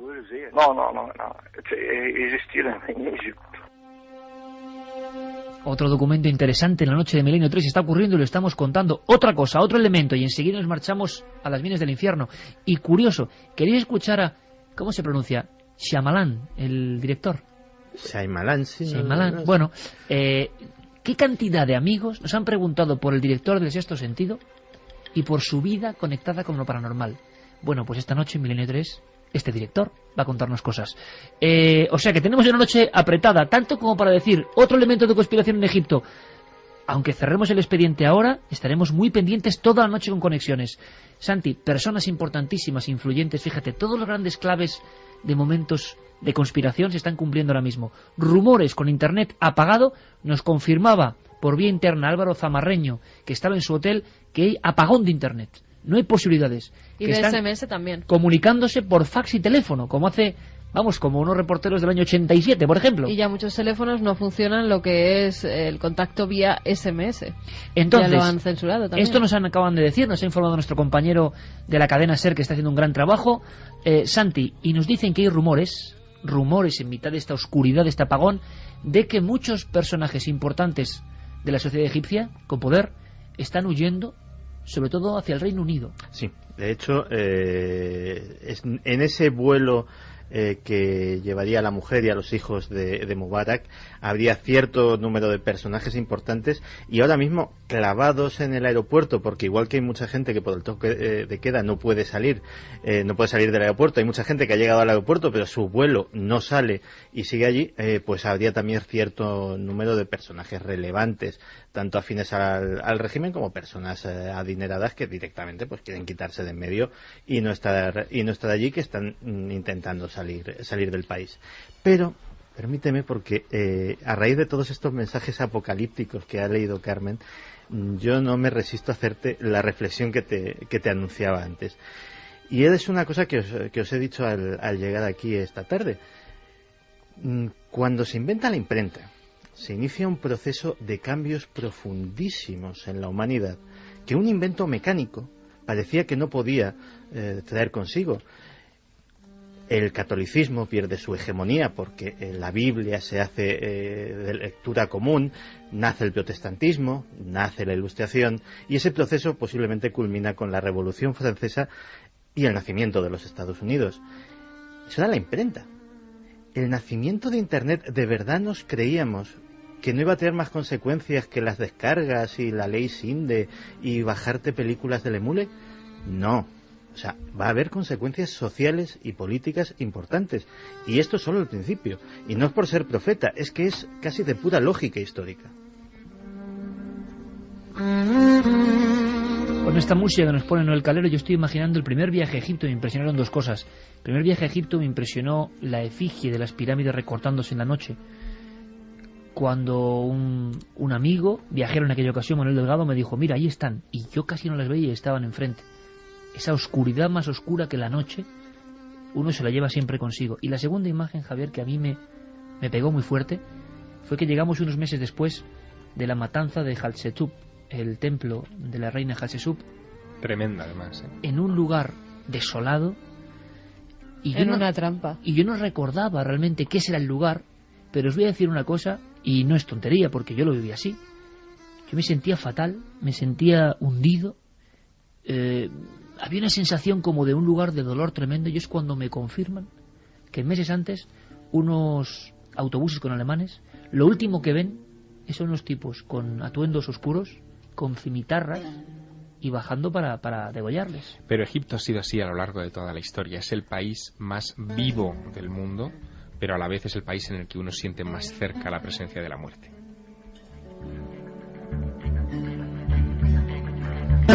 Ese doble mundo, ¿verdad? Del viaje al más allá en las entrañas de la tierra y de la vida que hay en la superficie. En fin, nuestro dossier sobre Egipto, sobre lo que está ocurriendo, podemos rematar con algunos mensajes de nuestros amigos.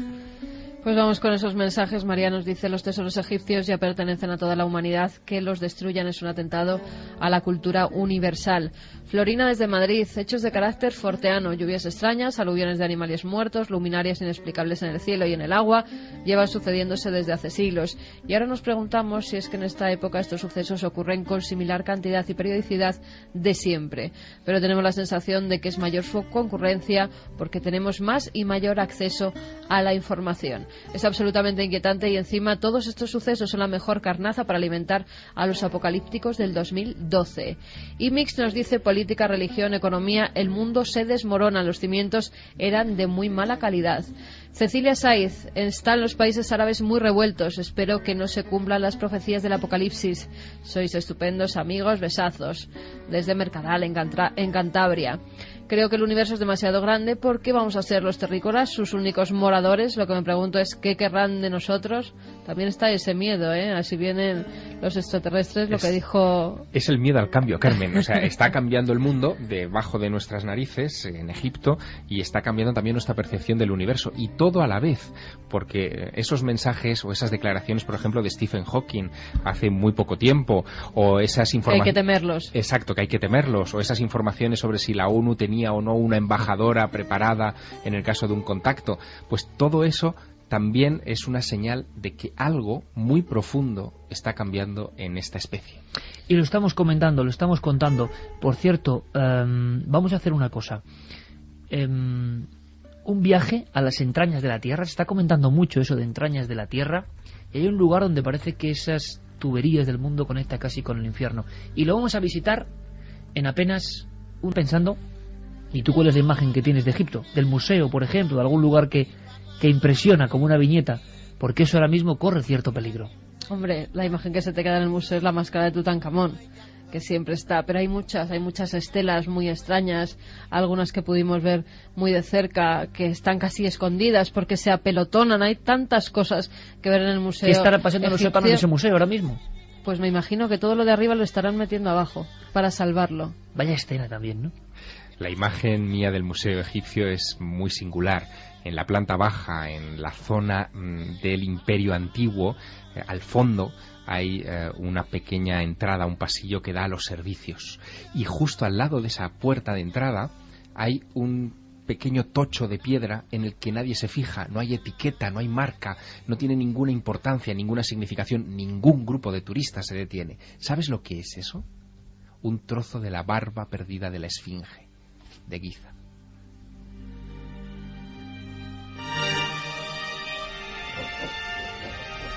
Y ahora sí, vamos a comenzar una exploración después de esta escena de Javier Sierra. Egipto es así.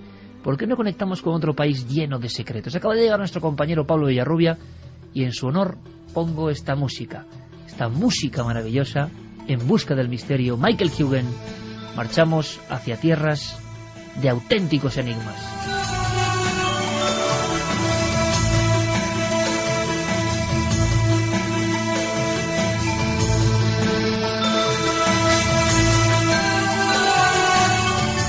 Ahora queremos ir al infierno. Esa es nuestra segunda etapa, porque el infierno existe en las entrañas de Potosí. Un averno habitado por hombres duros, por la sombra de la muerte y por los diablos. Las minas de este lugar están cargadas de mala fama, de incidentes sangrientos y de creencias aparentemente irracionales. Son las más peligrosas de América y no hay otra forma de penetrar en este submundo que calzándose las botas y el casco y descender. Descender a la oscuridad, descender a una negrura absoluta, donde vive y mata el Supai.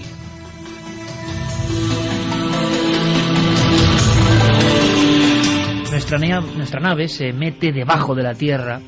Se ha hablado mucho de las minas de Potosí como las más peligrosas del mundo, las que más muertes, por desgracia, acarrean. Y encima estando ahí dentro, porque hay que estar ahí dentro para contarlo, en ese auténtico infierno en la tierra, dicen algunos, hay símbolos esotéricos, algunos indescifrables, hay conexiones mágicas, hay apariciones, hay historias increíbles, pero hasta ahora, hasta esta noche casi, era un mundo velado. Pablo Villarrubia, buenas noches. Muy buenas noches, Iker. Acabas de llegar prácticamente de las minas del infierno. Exactamente. ¿Y qué te traes, amigo? Pues recuerdos, imágenes de hombres muy castigados por la vida, por las minas, por unas entrañas terribles de aquel cerro Rico, que debería recibir otro nombre, Cerro de la Muerte. En realidad le llamaban la boca del infierno, y hombres que están luchando por sobrevivir. Esa es la imagen que me traigo. Has venido muy impresionado. Estamos hablando de una zona concreta de Bolivia que fue zona de riquezas, fue zona de... Bueno, la palabra Potosí, tener un Potosí significaba, para nuestros abuelos, tener una riqueza increíble, ¿no? Todavía la expresión sigue en el castellano. Potosí, ¿no? Vales un Potosí. Y sin embargo, en realidad es otra muy distinta. Creo que ha sido uno de los viajes más duros, ¿verdad, Pablo? Sí, fue uno de los viajes más duros realmente del cuarto milenio, eso sin duda. Y bajabais, para hacerte idea de lo que estaba ocurriendo, bajabais muchísimos metros y te encontrabas con un individuo que no sé si es humano o no es humano, los misterios de las minas, incluso en España, muchas historias hay de aparecidos ahí abajo. Pero tú me dejaste asombrado cuando me comentaste que había que hablar del supay o del tío. Exacto, esa figura venerada, temida al mismo tiempo por todos los mineros. Para que tengas una idea, Iker, durante el periodo colonial murieron a lo largo de 80 años casi 15.000 indígenas en aquellas minas. Después fueron sucediendo muchas muertes y ellos atribuyeron no solo al conquistador español, ¿no?, que les obligaban a trabajar como esclavos en aquellas minas, sino a otra figura que no podíamos decir que es solo el diablo, sino también una figura que les daba la vida, que les podía dar la riqueza, una figura, digamos, incongruente, una figura paradójica, como es el supay, el tío, y lo vimos allí cara a cara, estuvimos con él, y además bajo riesgo de haber perecido bajo tierra. Ahora me lo cuentas, Pablo. Y ahora te contaremos. Vamos a escuchar a especialistas, a mineros. Bueno, que los mineros bolivianos hablen es un milagro. Que nos hagan partícipes de su mundo oculto, críptico, en el cual las cámaras no entran prácticamente, también es otro milagro. Y cómo describían el supay, al tío. Muchos tienen altares con la figura de este ser, que algunos describen como un hombrecito, y que en la cultura andina se aparece realmente. Vamos a escucharlo con qué grafismo, ¿no?, lo expresan. Nosotros aquí al duende le llamamos al diablo, al tío que decimos. Interior mina adentro tenemos un tío que está bien sentado y a él es el que, entrando a la mina, a él es el que adoramos, a él le echamos cada viernes o cualquier día. A él le adoramos, a él le chalamos, quiere decir que hacen una serie de invocaciones los mineros que se juegan la vida. ¿Ante qué figura? Ante una figura de una estatua de una figura demoníaca, o sea, del mismísimo diablo, un hombre con cuernos, ese hombre que al mismo tiempo tiene la boca quemada porque le ponen cigarrillos en la boca. Entonces es una figura horrible porque ves todo alrededor de la boca ennegrecido, quemado por los cigarrillos que le ponen para fumar. En su mano sujeta un vaso con licor, aguardiente, el alcohol que le dan también para chayar, como dicen ellos, que son las ofrendas. Vamos a chayar, vamos a darles ofrendas a este. Hojas de coca a su alrededor, que son también otras de las ofrendas para esta entidad, que tiene forma, como digo, del mismo diablo, con cuernos, con patas de cabra, de macho cabrío, o sea, la figura del mismo demonio. Pero hay otra figura también del supay, que a lo mejor está en uno de los cortes, que es la de un hombre, un anciano, que con su ropa raída, con su pequeño poncho, deambula por aquellas cuevas como un ser espectral, fantasmal, y al mismo tiempo, si te encuentras a este hombre te puede ofrecer la riqueza, te puede enseñar una veta de plata, te puede entregar incluso la plata en tus manos para que te la lleves y enriquezcas. Hay muchas historias, incluso de los mineros españoles. Nuestro compañero Luis Álvarez, si recordáis, recopiló algunas, con ellos hablando, una aparición en Asturias, terrible, porque veían, si no recuerdo mal, a un individuo de pelo largo como herido, y creían que era un minero que se había matado tiempo atrás, en los años 60, que se aparecía subiendo por la bocamina. Nuestros compañeros bajaron a las minas y recogieron muchas informaciones, muchas voces, a estas horas a veces difíciles de entender. Estamos bajo la tierra, estamos en la Bolivia profunda, y estamos hablando de gente que hace ciertos ritos de los que casi nadie sabe nada. Como le digo, en adentro a él le veneramos para que nos cuide, para que no nos pase nada, para que nos dé también mineral que aparezca. Para eso, entonces, siempre hagamos a él. Bajasteis muchos metros, pasasteis bastantes inclemencias, ibas con un tipo tan bragao como nuestro compañero Marcos Macarro, y estuvisteis a punto de abandonar, hay que decirlo también, ¿no? Sí, porque la sensación, y que estamos hablando de una de las, por ejemplo, de las minas la mina Candelaria, es una mina artesanal, estamos hablando de una mina cooperativa, una mina fundada hace más de 500 años, una mina muy antigua, una de las pocas de estas tan antiguas que todavía siguen en funcionamiento. El gran problema que tienen es la ventilación, o sea, cómo llevar el aire al interior. Entonces yo te digo, hubo un momento, y te confieso aquí, y lo dije a mi esposa, Monse, que casi eché la toalla, porque en el momento que fui a entrar en una de las cuevas donde estaba uno de los supais, uno de los tíos, para fotografiarlo, tuve que reptar por menos de 50 centímetros de altura, un túnel, un pequeño pasadizo, y sentí la ausencia de aire ahí dentro, o sea, simplemente no había aire. Entonces, uno de los peores momentos de mi vida es sentir esa sofocación, y entonces entré en pánico. Te digo que quise salir corriendo, no pude. ¿Entraste en pánico en la caverna dentro del supay? Donde estaba el supay, uno de los supais, porque había varios supais en esta cueva, pero este era el más recóndito, digamos, que no enseñaban así como así a cualquiera. Entonces fui solo en ese momento y reptando sentía que no había aire, no sentía. Entonces vi que la sensación es horrible, Iker, es pánico, o sea, entra pánico. Intenté salí y dije, voy a salir corriendo de aquí. Pero claro, no puedes correr porque te falta aire. Y al mismo tiempo avanzaba un poco hasta la entrada de la mina, la boca mina, para poder respirar. Y entonces me calmé, me tranquilicé y volví al interior para seguir con las filmaciones.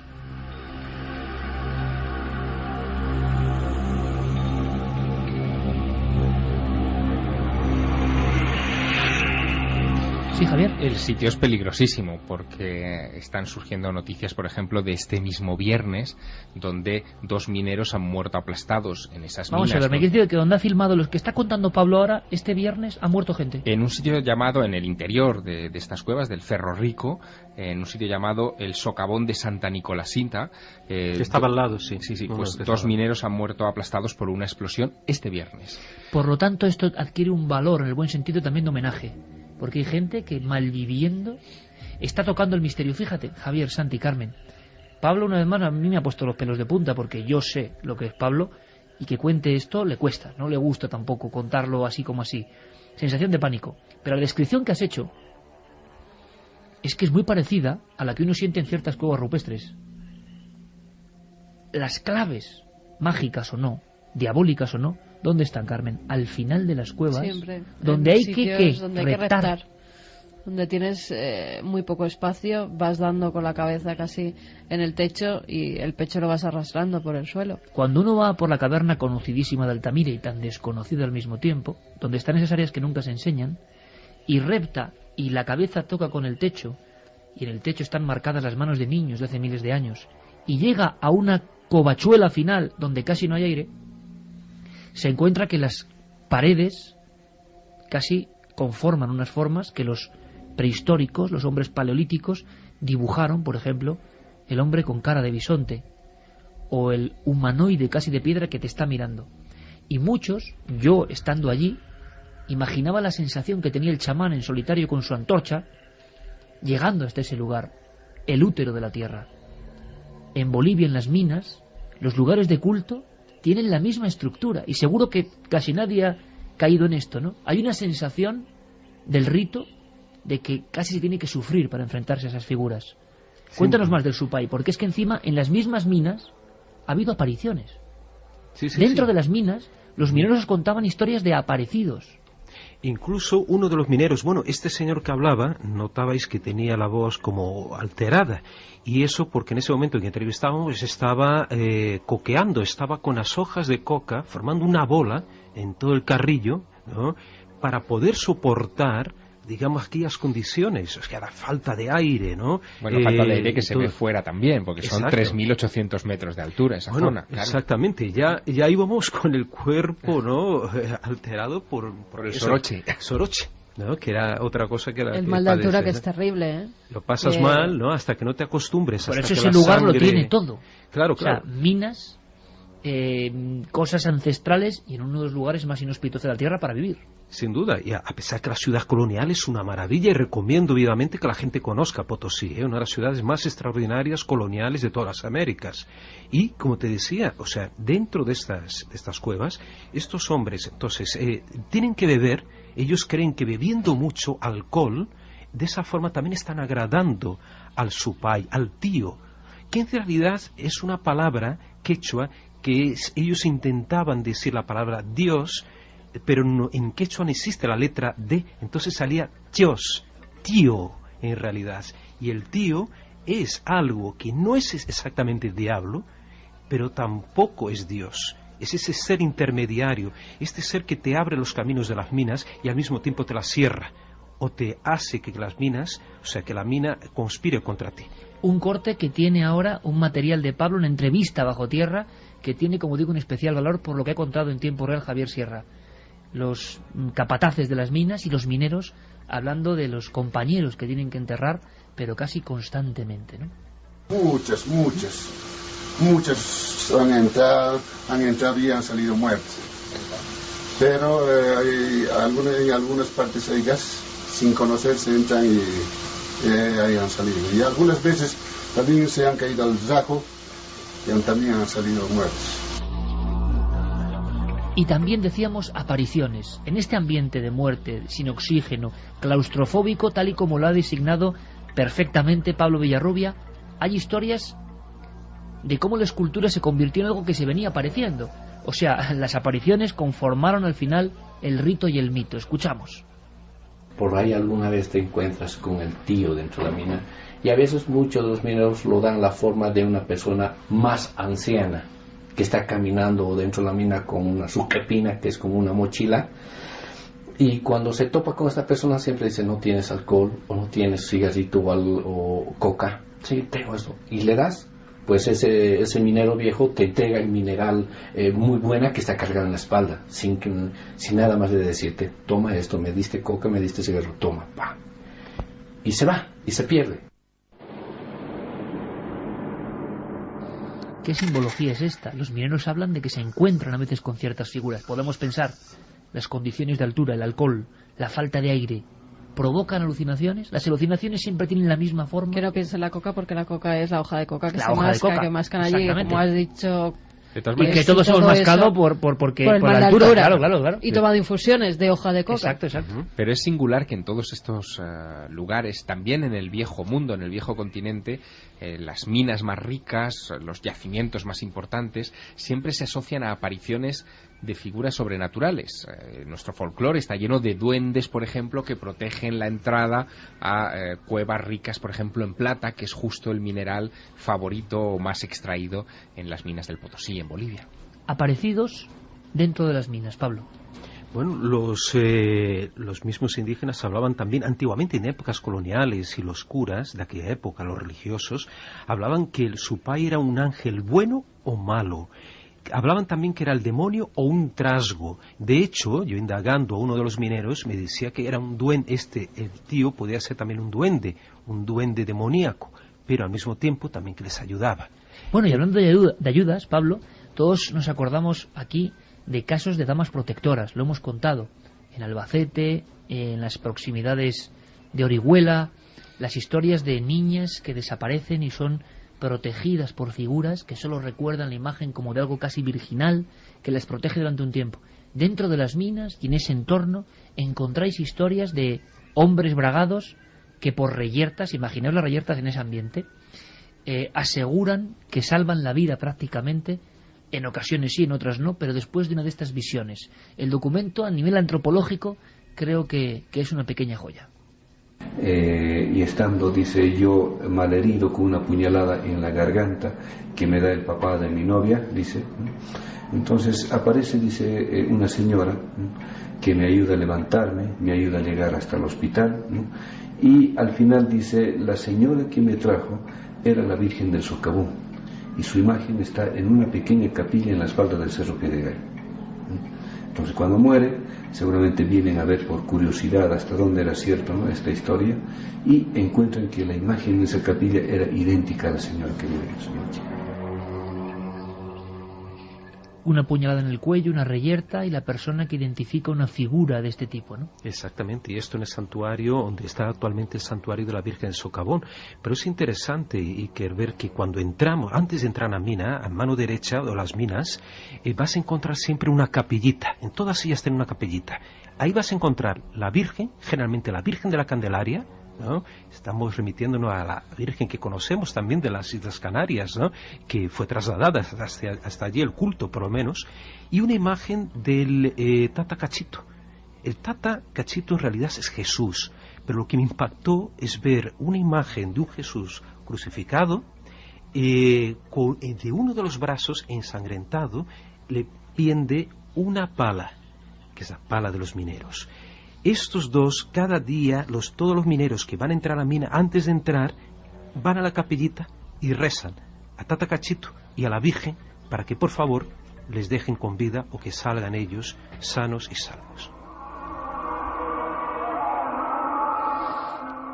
Le ha impresionado mucho a Pablo un lugar que es el Salar de Uyuni.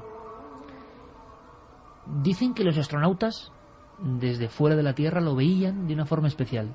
Este lugar, este desierto de sal.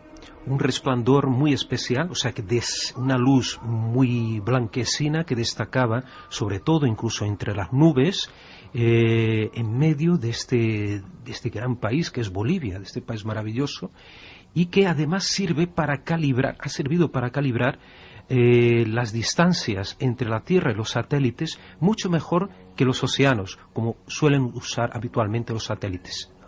Cuando llegas allí te encuentras una cantidad de casos, de historias, de apariciones que tienen mucho que ver con la primera hora de nuestro programa. Pero hay un caso ocurrido hace muchos años en el Salar de Uyuni que supera casi cualquier ficción. Podemos hablar, poniendo comillas o no, como ha ocurrido en algunos otros sucesos en España, de la visión de un ser y casi el enfrentamiento entre un ser humano y un ser de origen desconocido. Exacto, un caso muy polémico. Estamos hablando para unos del año 67 y para otros años 68, que sería el caso de Valentina Flores, una pastora de cabras y de ovejas y de llamas, que en una tarde, cuando está recogiendo a sus animales, especialmente las ovejas, en una especie de corral circular de piedras, observa que ese corral está cubierto por una especie de red.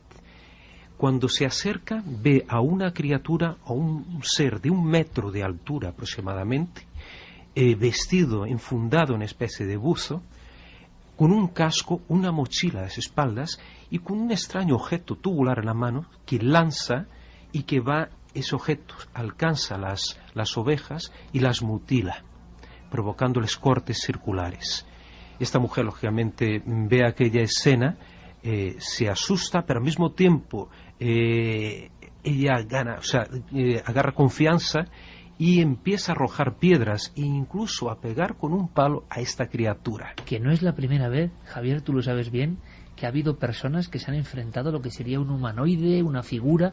Parece increíble, pero así nos ha llegado. En algunos puntos de España hubo un caso muy célebre en la provincia de Cáceres de un labriego urdano que llegó casi a echar de su terreno a lo que creía que era un extraño niño, y se dio cuenta que el niño se fue corriendo y se metió en una luz y desapareció. Piensa incluso que hay referencias hasta en la Biblia de ese tipo de enfrentamientos extraños. Jacob enfrentándose al ángel de Dios y finalmente casi dominándolo en un momento dado y saliendo con la pierna herida, ¿no? Bueno, pues ese tipo de referencias de las luchas entre la gente de aquí y la gente de allá, por llamarlos de alguna manera, son constantes y son desconcertantes. ¿Has logrado, Pablo, hablar con personas como Estela Miralles, que conocían perfectamente la historia? Un milagro que localicé en el mismo día que llegaba a Oruro, esta mujer que es la hija del director del periódico La Patria, que publicó por primera vez la noticia y que mandó un periodista para averiguar la historia. Una red,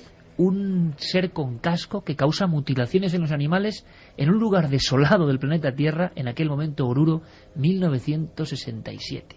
En esos días ocurrió un incidente que una campesina que no hablaba castellano, ¿no?, fue a denunciar al regimiento de Chayapata, al Ranger, que ha venido un hombrecito pequeño que le ha atacado al ganado, que dice que le disparaba a los animales aquí a la altura del pecho, y les parece como que les extraía vísceras y ponía en una bolsa de plástico.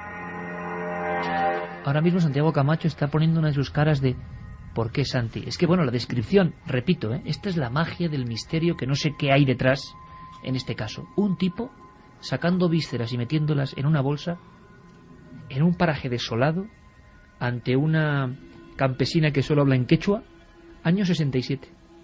Claro, es que yo ponía caras de, pero venga ya, ¿qué es esto? Porque realmente no podía dar crédito a que alguien pudiera haber visto, pues eso que 10 años más tarde, un poquito menos, pues sobre todo en Nuevo México, en Arizona, en Texas, en los estados ganaderos de Estados Unidos, fue la famosa oleada de mutilaciones de ganado, que efectivamente algo, a través de orificios, como antes decíamos, circulares, les extraía las vísceras no aparecían, la sangre tampoco, como si alguien bajito no las hubiese metido en una bolsa. Con lo cual, de ahí mi cara. Yo recuerdo, Santiago, siendo yo muy niño, había unos fascículos, El mundo de los ovnis, los recordaréis todos, quizá los más veteranos que nos escuchan también, y había una portada que daba mucho miedo.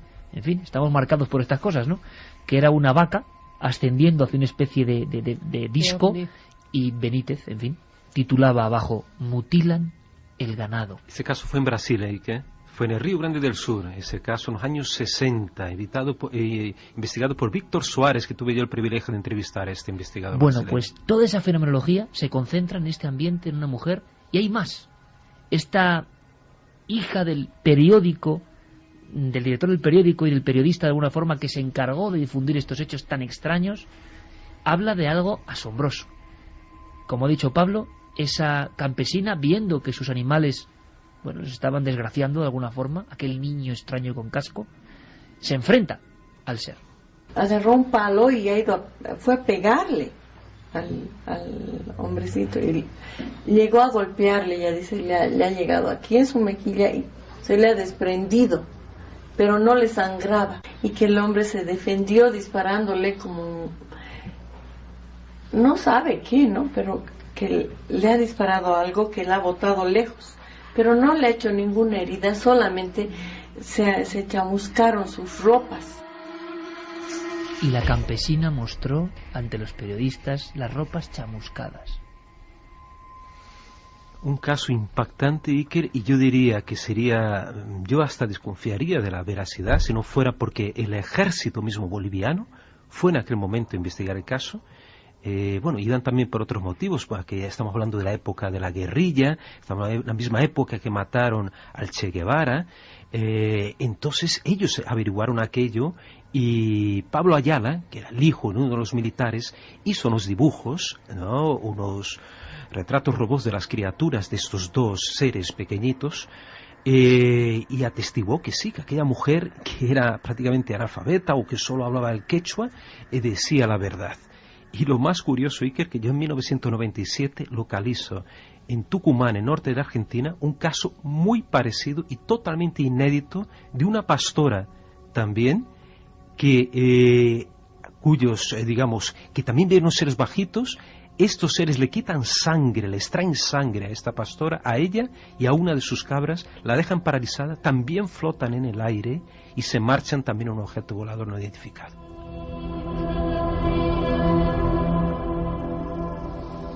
Tan insondable, tan lejano, ¿no?, el misterio de los ovnis, y es que esto tiene que ver con los ovnis, desde luego.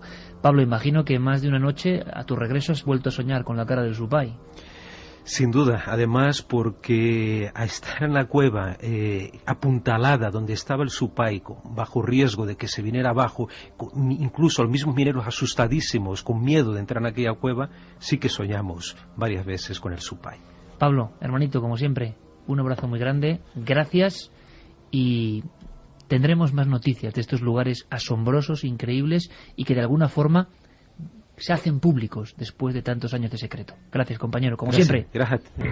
2:55, en la tercera hora de Milenio, vamos a saber la historia. Se contaba, Santi, que el director del Sexto Sentido tiene una vida marcada por lo paranormal. Y han sido cientos de mensajes en los últimos años. Que hablemos, por favor, de la historia de este hombre, que hizo una película, yo creo que primordial para entender el miedo y el siglo XX y XXI.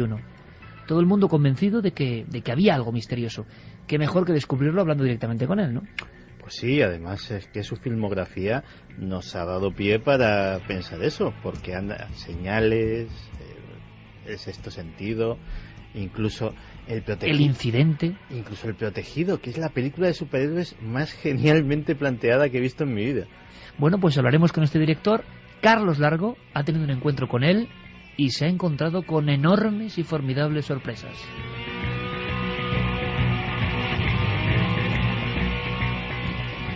Vamos con la encuesta. IkerJiménez.com, debate de la semana en Milenio 3. La pregunta sencilla, ¿qué son los ovnis? Fenómenos naturales, prototipos secretos o extraterrestres. ¿Qué es lo que opina? Un 66,4%. ¿Qué opinas, Javier? ¿66%? Es impresionante que, yo no me lo esperaba, en fin, que haya esa mayoría tan clara, ¿no? Sobre todo cuando parece que está de moda justificar el fenómeno ovni con otros muchos sentidos y no los extraterrestres, ¿no? Bueno, quizá hay que leer esta respuesta en clave, es decir, es una manera que tienen nuestros oyentes de decirnos que creen que no estamos solos. Aunque también muchos coinciden en que son experimentos, nos lo hacen llegar en sus mensajes, para que desviemos la mirada, que la gente se centre con todo lo que está pasando en mirar al cielo, en objetos volantes no identificados y verdadera información, dicen algunos de los mensajes seria, pues que pasemos un poco de ella y que nos centremos más en lo que no conocemos. Vanessa nos decía, cuando estudiaba historia, mi profesor nos contó cuando estuvo en el Museo del Cairo y de cómo faltaba personalidad personal, para datar y valorar todo el material existente en el museo, y ahora pasa esto. ¿Sabotaje? Alba desde Salamanca, no puedo creer lo que está pasando en Egipto, aunque no estoy muy informada, creo que lo que reivindican es justo, pero ¿por qué la toman con el legado histórico del país? Es un patrimonio del mundo y deberían defenderlo en lugar de atacarlo, es su historia, no puede ser. Hay que decir que son unos pocos individuos, que no es el pueblo egipcio el que esté saqueando los monumentos y las antigüedades, más bien todo lo contrario, el pueblo está protegiendo del saqueo esas antigüedades y lo que hay es unos cuantos vándalos que no sabemos con qué intención. Y además de forma espontánea. Efectivamente. Yonay Rodríguez, desde Canarias, nos dice: los países que llevan tantos años oprimidos se empiezan a levantar y no sabemos hasta dónde llegarán. Joaquín desde Sevilla nos dice que es fan de Santi Camacho y, a colación de su reflexión del símil que ha hecho con la imprenta de Internet, decir que el hombre como especie no aprende de su historia y vuelve a caer una y otra vez por desconocimiento, porque no la estudia ni intenta comprenderla. Gracias por vuestro trabajo. Juan Terradas desde Toledo: intentemos ser optimistas. La mayoría de la gente que protesta son jóvenes estudiantes que buscan democracia y el fin del totalitarismo. Sería absurdo cambiar una dictadura por una teocracia. Es horrible lo de Egipto. Gracias, Milenio, por vuestra franqueza periodística, nos dice Elo desde Las Palmas. Vanessa también desde Las Palmas: me parece degradante lo que han hecho sobre un material de incalculable valor, patrimonio de nuestra humanidad, pero lo que es peor, quedará impune, si no al tiempo. Felicidades por el programa. Y felicidades a Vanessa porque acaba de tener una sobrinita que se llama Ariana. Pues bienvenida a la nave. Bendición milenaria para Ariana.